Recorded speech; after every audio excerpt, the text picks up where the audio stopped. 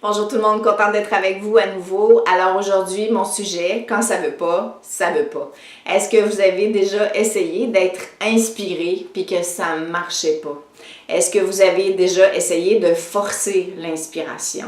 Eh bien, moi oui. Personnellement, le fait que je travaille avec l'inspiration pour écrire, pour enregistrer des vidéos, pour donner des conférences et des formations, eh bien sûr que quand je me retrouve à la maison et que j'ai une échéance ou que je me suis donné une échéance, eh bien, j'essaie de faire fonctionner l'inspiration.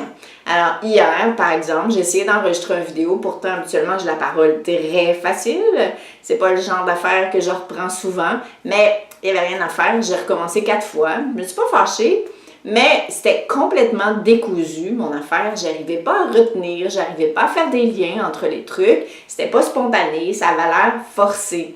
Alors, ce que vous devez vous rappeler, c'est que quand on force l'énergie, on la bloque.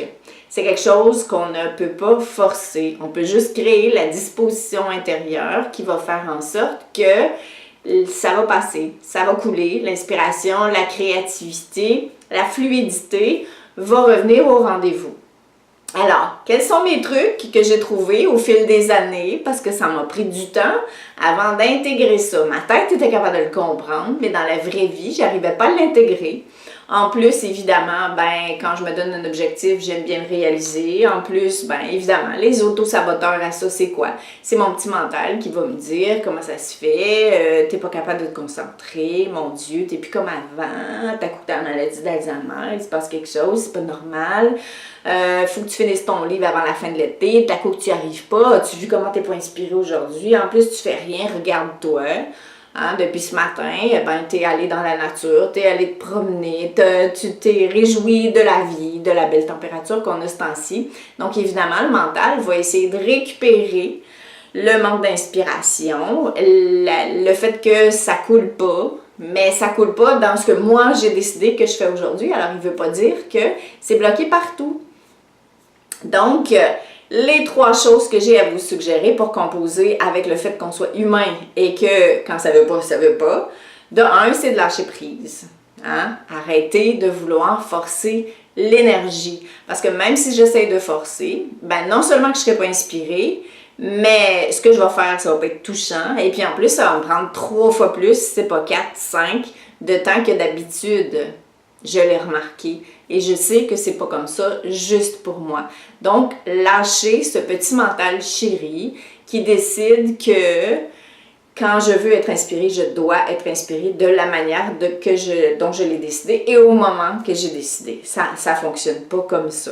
Deuxième élément, la confiance. Ce que ça soulève chez moi et chez plein d'autres personnes aussi, c'est que j'ai remarqué que, de 1, ça peut soulever un manque de confiance, mais ce que je veux dire surtout, c'est que j'ai remarqué que quand je doute de moi, quand je doute de ma valeur, quand je doute du fait que ça va descendre quand il faut que ça descende, et avec autant de puissance que c'est descendu la semaine passée, l'année passée, peu importe, dès que je doute, je bloque l'énergie. Et je l'ai vérifié maintes et maintes fois, et c'est incroyable comment c'est véridique que finalement, mes auto-saboteurs les plus grands, c'est moi. C'est tellement intéressant. Et le 3e élément, c'est me connecter. Avant d'enregistrer cette vidéo, j'ai médité. Bon, ça tombe bien, j'arrive de mon traitement d'acupuncture où j'ai passé 1h30 avec les aiguilles partout, l'énergie qui recircule. Donc, c'est sûr que ça m'aide à raviver ma connexion intérieure et non ma connexion rationnelle. Alors, bon, 3 éléments qui, je l'espère, vont vous aider, mais qui, pour moi, changent ma vie en entier. Lâcher prise. Prendre conscience jusqu'à quel point, quand je doute, je bloque mon énergie et me connecter. Donc, c'est pas une perte de temps si je passe 1 heure à me connecter en allant marcher dans la nature pour revenir m'asseoir et faire ce que j'ai à faire de manière inspirée. Et ça sera peut-être pas aujourd'hui et c'est correct, comme dirait François Lemay. Ça fait partie du processus. Ça m'amène à m'accueillir, à m'incliner, à être beaucoup plus souple par rapport à moi et à la vie et à faire confiance qu'il y a une part de moi qui sait, qui est connectée avec cette inspiration, avec cette fluidité, avec cette sagesse profonde, parce que quand je suis connectée, je suis en lien avec elle. Donc voilà, trop contente de vous partager ça. Ça peut faciliter votre vie. En tout cas, moi, ça ne facilite pas ma vie. Ça change non seulement ma vie, mais mon quotidien.